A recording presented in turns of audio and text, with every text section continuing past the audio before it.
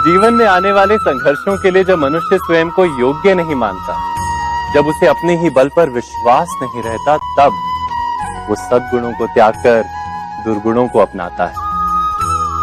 वस्तुतः मनुष्य के जीवन में दुर्जनता जन्म ही तब लेती है जब उसके अंतर में आत्मविश्वास नहीं होता। आत्मविश्वास ही अच्छाई को धारण करता है। ये आत्मविश्वास है क्या?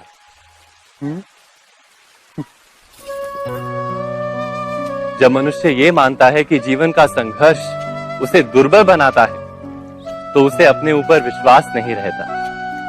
वो संघर्ष के पार जाने के बदले संघर्ष से छूटने के उपाय ढूंढने लगता है।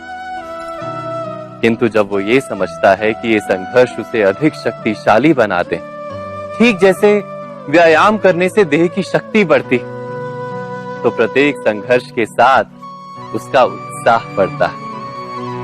अर्थात आत्मविश्वास और कुछ भी नहीं, मन की स्थिति, जीवन को देखने का दृष्टिकोण मात्र है। और जीवन का दृष्टिकोण तो मनुष्य के अपने वश में होता है। पिता सदा ही अपने संतान के सुख की कामना करते हैं, उनके भविष्य की चिंता करते रहते हैं। इसी कारणवश सदा ही अपने संतानों के भविष्य का मार्ग स्वयं निश्चित करने का प्रयत्न करते रहते हैं। जिस मार्ग पर पिता स्वयं चला है, जिस मार्ग के कंकर पत्थर को स्वयं देखा है, मार्ग की छाया, मार्ग की धूप को स्वयं जाना है, उसी मार्ग पर उसका पुत्र भी चले, यही इच्छा रहती है हर पिता की। निस्संदेह उत्तम भावना है ये। किंतु 3 प्रश्नों के ऊपर विचार करना हम भूल ही जाते हैं। कौन से प्रश्न? प्रथम प्रश्न, क्या समय के साथ प्रत्येक मार्ग बदल नहीं जाते? क्या समय सदा ही नई चुनौतियों को लेकर नहीं आता? तो फिर बीते हुए समय के अनुभव नई पीढ़ी को किस प्रकार लाभ दे सकते हैं? दूसरा प्रश्न, क्या प्रत्येक संतान अपने माता पिता की छवि होता है?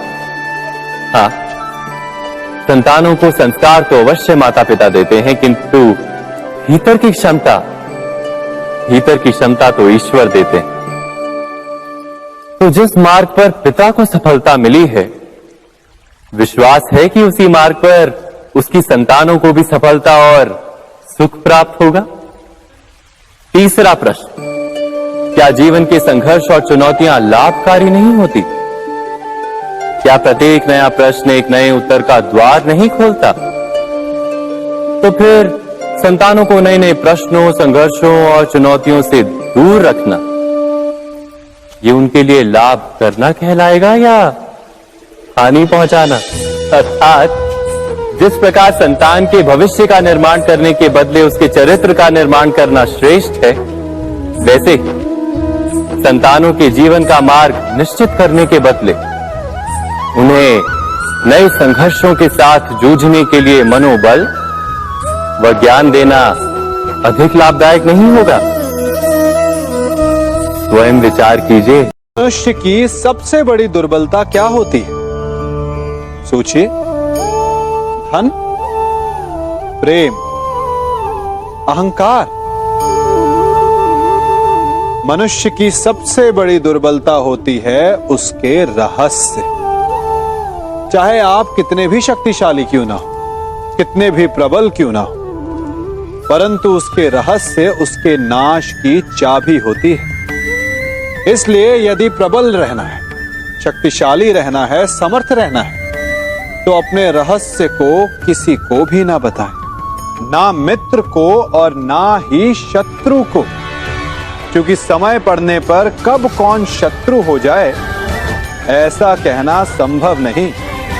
विभीषण को रावण के अमृत कुंड का ज्ञात था, इसीलिए प्रभु श्री राम रावण का वध करने में सफल हो सके। इसलिए उचित यही है कि आप अपने रहस्य को स्वयं तक ही सीमित रखें। मनुष्य जीवन की परीक्षा में सफल होने के लिए क्या नहीं करता? वो परिश्रम करता है, दौड़ भाग करता है और ये सब करने के पश्चात भी जब उसका काम नहीं बनता तो वो नकल करता है ना? तनिक लौटिए अपने बचपन में, स्मरण कीजिए अपने बचपन की स्मृतियों का। क्या स्मरण हुआ? विद्यालय में जब आप परीक्षा देने जाते थे तो क्या होता था? आप ना सही परंतु कोई ना कोई सफलता पाने के लिए नकल करता ही था और उत्तीर्ण भी हो जाता था, है ना? परंतु जीवन की परीक्षा ऐसी नहीं होती। नकल करने वाला सफल नहीं होता। कारण विद्यालय में सबके प्रश्न पत्र एक होते थे, परंतु जीवन के प्रश्न पत्र और उनकी कठिनाई सबके लिए भिन्न होती। तो निश्चित रूप से उनके उत्तर भी भिन्न होंगे ना।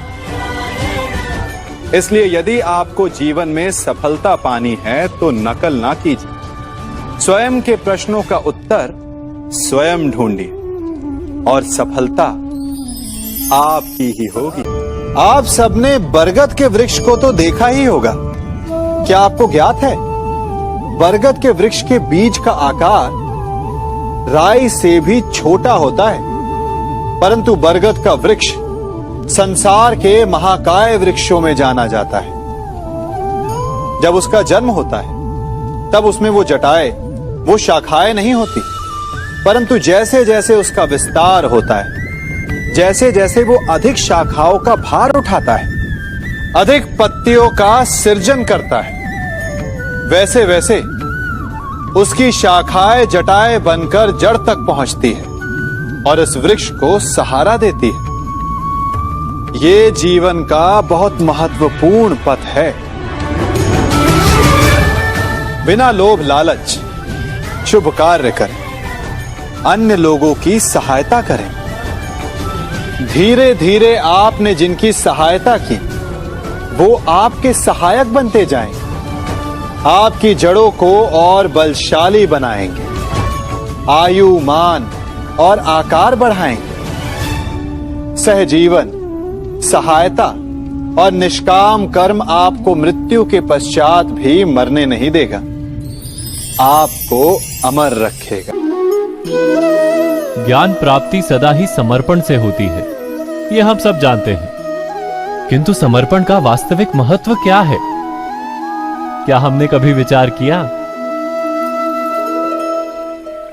मनुष्य का मन सदा ही ज्ञान प्राप्ति में विभिन्न बाधाओं को उत्पन्न करता है। कभी किसी अन्य विद्यार्थी से ईर्ष्या हो जाती है, कभी पढ़ाए हुए पाठों पर संदेह जन्मता है और कभी गुरु द्वारा दिया गया दंड मन को अहंकार से भर देता है। नहीं, क्या ऐसा नहीं होता? न जाने कैसे कैसे विचार मन को भटकाते हैं और मन की इसी अयोग्य स्थिति के कारण हम ज्ञान प्राप्त नहीं कर पाते। मन की योग्य स्थिति केवल समर्पण से निर्मित होती है। समर्पण मनुष्य के अहंकार का नाश करता है, ईर्ष्या, महत्वाकांक्षा आदि भावनाओं को दूर कर हृदय को शांत करता है और मन को एकाग्र करता है। वास्तव में ईश्वर की सृष्टि में ना ज्ञान की मर्यादा है ना ज्ञानियों की। गुरु दत्तात्रेय ने तो गाय और श्वान से भी ज्ञान प्राप्त कर लिया था। अर्थात विषय ब्रह्म ज्ञान का हो या जीवन के ज्ञान का या गुरुकुल में प्राप्त होने वाले ज्ञान का, उसकी प्राप्ति के लिए गुरु से अधिक महत्व है उस गुरु के प्रति हमारा समर्पण। क्या ये सत्य नहीं?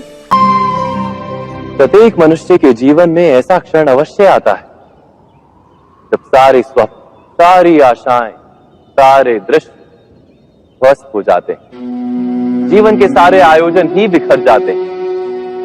एक और धर्म होता है और दूसरी ओर सुख। इसी को धर्म संकट कहते हैं। जब धर्म का वहन ही संकट हो और धर्म का त्याग ही सुख हो।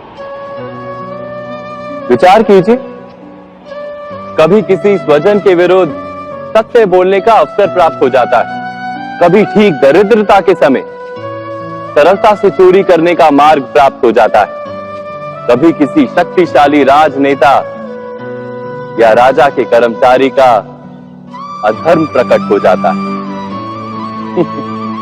सबके जीवन में ऐसी घटना बनती ही रहती है। अधिकतर लोग ऐसे किसी क्षण को धर्म संकट के रूप में जान ही नहीं पाते। हमें किसी प्रकार के संघर्ष का अनुभव ही नहीं होता। सहजता से सुख की ओर खींचे चले जाते हैं, जैसे मक्खी गुड़ की ओर खींची चली जाती। वास्तव में धर्म संकट का क्षण ईश्वर के निकट जाने का क्षण होता है। यदि हम संघर्षों से भयभीत ना हो, सुख की ओर आकर्षित ना हो, अपने धर्म पर दृढ़ रहे, तो ईश्वर का साक्षात्कार दूर नहीं।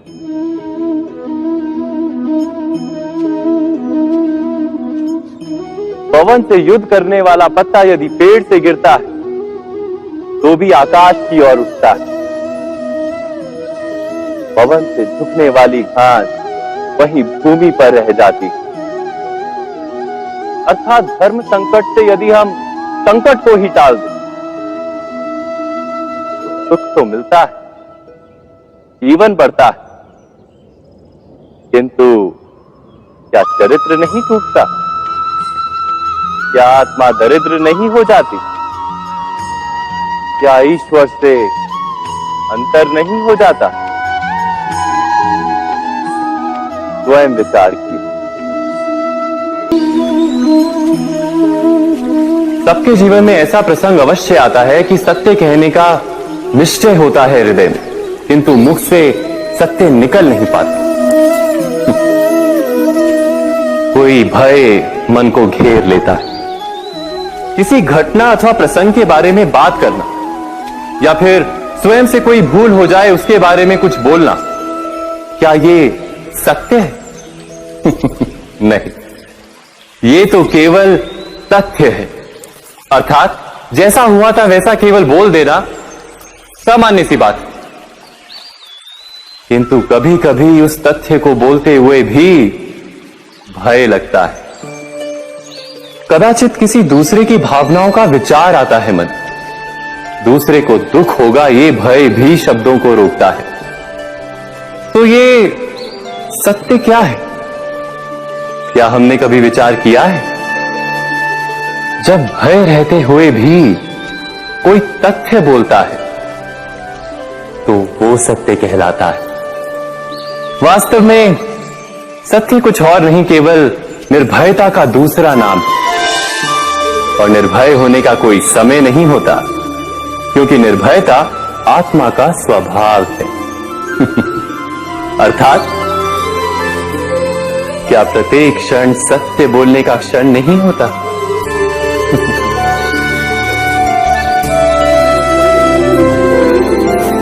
स्वयं विचार कीजिए। श्रेष्ठता का क्या अर्थ है? श्रेष्ठता का अर्थ है दूसरों से अधिक ज्ञान प्राप्त करना। अर्थात मूल्य इस बात का नहीं कि स्वयं कितना ज्ञान प्राप्त किया, मूल्य इस बात का है कि प्राप्त किया हुआ ज्ञान अन्य लोगों से कितना अधिक है। अर्थात श्रेष्ठता की इच्छा ज्ञान प्राप्ति को भी एक स्पर्धा बना देती है। और स्पर्धा में विजय अंतिम कब होती है?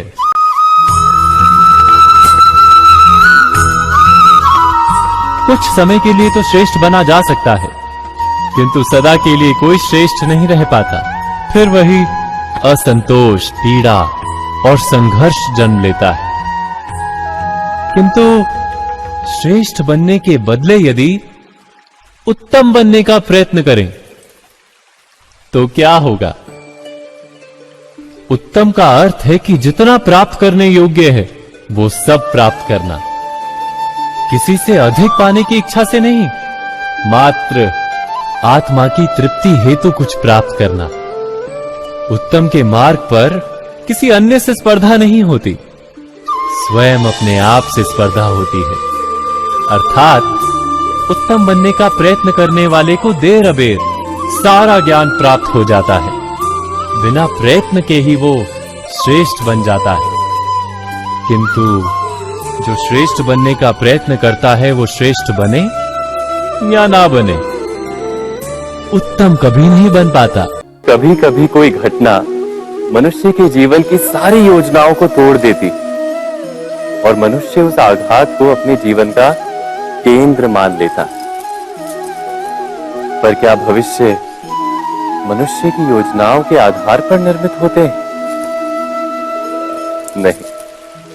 जिस प्रकार किसी ऊंचे पर्वत पर सर्वप्रथम चढ़ने वाला उस पर्वत की तलाई में बैठकर जो योजना बनाता है, क्या वही योजना उसे उस पर्वत की चोटी तक पहुंचाती? नहीं। वास्तव में वो जैसे जैसे ऊपर चढ़ता है वैसे वैसे उसे नई नई चुनौतियां, नई नई विडंबनाएं, नए नए अवरोध मिलते। प्रत्येक पद पर वो अपने अगले पद का निर्णय करता। प्रत्येक पद पर उसे अपनी योजनाओं को बदलना पड़ता। कहीं पुरानी योजना उसे खाई में ना ढकेल दे। वो पर्वत को अपने योग्य नहीं बना पाता, केवल स्वयं को पर्वत के योग्य बना सकता है। क्या जीवन के साथ भी ऐसा ही नहीं? जब मनुष्य जीवन में किसी एक चुनौती को, एक अवरोध को अपने जीवन का केंद्र मान लेता है, अपने जीवन की गति को ही रोक देता है, तो वो अपने जीवन में सफल नहीं बन पाता और ना ही सुख और शांति प्राप्त कर पाता। अर्थात जीवन को अपने योग्य बनाने के बदले स्वयं अपने को जीवन के योग्य बनाना ही सफलता और सुख का एकमात्र मार्ग नहीं। स्वयं विचार कीजिए।